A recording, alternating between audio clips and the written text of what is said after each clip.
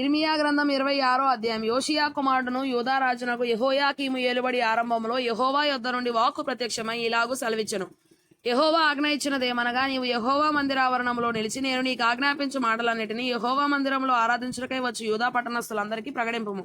వాడిలో ఒక మాటను చెప్పక విడవకూడదు. వారి దుర్మార్గమును బట్టి వారికి చేయదలిచిన కీడును చేయక నేను సంతాపపడినట్లుగా వారు ఆలకించి తన దుర్మార్గము విడిచుదురేమో. నీవు వారితో ఈ మాట చెప్పవలను. యెహోవా సెలవిచ్చినదేమనగా, మీరు నా మాటలు విని నేను మీకు నియమించిన ధర్మశాస్త్రం అనుసరించి నడుచుకొనుడనియు, నేను పెందలకడ లేచి పంపుచున్న నా సేవకులకు ప్రవక్తల మాటలను అంగీకరించుడనియు నేను మీకు ఆజ్ఞయ్యగా మీరు వినకపోతిరి. మీరు ఇలాగున చేసినందున నేను షిలోహునకు చేసినట్లు ఈ మందిరమునకును చేసేదను. ఈ పట్టణమును భూమి మీదనున్న సమస్త జనములకు శాపాస్పదముగా చేసేదను. ఇర్మియా ఈ మాటలను యెహోవా మందిరంలో పలుకుచుండగా యాజకులను ప్రవక్తలను జనులందరూ వినిరి. జనులకందరికీ ప్రకటింపవలనని యెహోవా ఇర్మియాకు ఆజ్ఞాపించిన మాటలన్నిటిని అతడు పలికి చాలించిన తరువాత యాజకులను ప్రవక్తలను జనులందరూ అతని పట్టుకొని, నీవు మరణశిక్ష నొందక తప్పదు. యెహోవా నామమును బట్టి ఈ మందిరము షిలోహు వలె నగుననియు ఈ పట్టణము నివాసలేక పాడైపోవననియు నీవేళ ప్రకటించున్నావు అనుచు ప్రజలందరూ యెహోవా మందిరంలో ఇర్మియా యొద్దకు కూడి వచ్చిరి.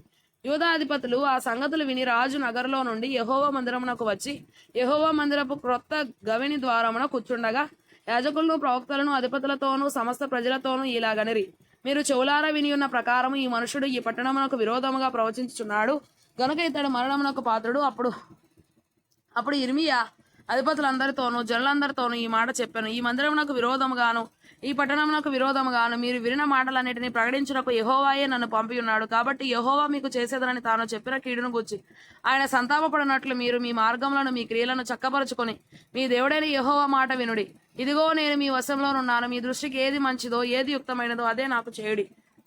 అయితే మీకు చెవులారా ఈ మాటలన్నిటిని చెప్పుటకు నిజంగా యెహోవా మీ వద్దకు నన్ను పంపి ఉన్నాడు గనక మీరు నన్ను చంపిన యెడల మీరు మీ మీదికిని ఈ పట్టణం మీదికిని దాని నివాసుల మీదికిని నిరపరాధి రక్తదోషము తెప్పించుదురని నిస్సందేహముగా తెలుసుకోండి. కాగా అధిపతులను జనులందరూ యాజకులతోనూ ప్రవక్తలతోనూ ఇట్లనిరి, ఈ మనుషుడు మన దేవుడైన యెహోవా నామమును బట్టి మనకు ఈ సమాచారం ప్రకటించున్నాడు గనక ఇతడు మరణమునకు పాత్రుడు కాడు.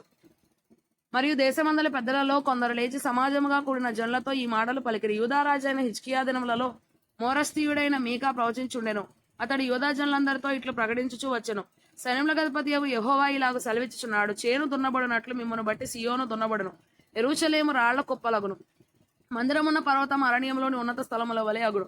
అట్లు పలికినందున యూదారాజైన హిజ్కియా అయినను యూదా జనులందరిలో మరి ఎవడైనను అతని చంపిరా. యెహోవా వారికి చేసేదనని తాను చెప్పిన కీడును చేయక సంతాపపడినట్లు రాజు యెహోవా యందు భయభక్తులు కలిగి యెహోవా దయను వేడుకొనను గదా. మనము ఈ కార్యము చేసిన ఎడల మన మీదికే గొప్ప కీడు తెచ్చుకొందుము అని చెప్పిరి. మరియు కిరియత్యారీము వాడైన షమయా కుమారుడగు ఊరియా అను ఒకడు యెహోవా నామమును బట్టి ప్రవచించుచుండెను. అతడు ఇర్మియా చెప్పిన మాటల రీతిని ఈ పట్టణమునకు విరోధముగాను ఈ దేశమునకు విరోధముగాను ప్రవచించెను. రాజైన యెహోయాకీమును అతని శూరులందరూ ప్రధానులందరూ అతని మాటలు వినిన మీదట రాజు అతని చంపజూచుండగా ఊరియా దాన్ని తెలుసుకొని భయపడి పారిపోయి ఐగుప్తు చేరెను. అప్పుడు రాజైన యెహోయాకీము అక్బోరు కుమారుడగు ఎల్నాతానును అతనితో కొందరిని ఐగుప్తునకు పంపెను. వారు ఐగుప్తులో నుండి ఊరియాను తీసుకొని వచ్చి రాజైన యెహోయాకీమును వద్ద చేర్చగా ఇతడు ఖడ్గముతో అతని చంపి సామాన్య జనుల సమాధిలో అతని కళేబరమును వేయించెను. ఇలాగు జరగగా షాఫాను కుమారుడైన అహీకాము ఇర్మియాకు తోడై ఉన్నందున అతని చంపుడకు వారు జనుల చేతికి అతనిని అప్పగింపలేదు.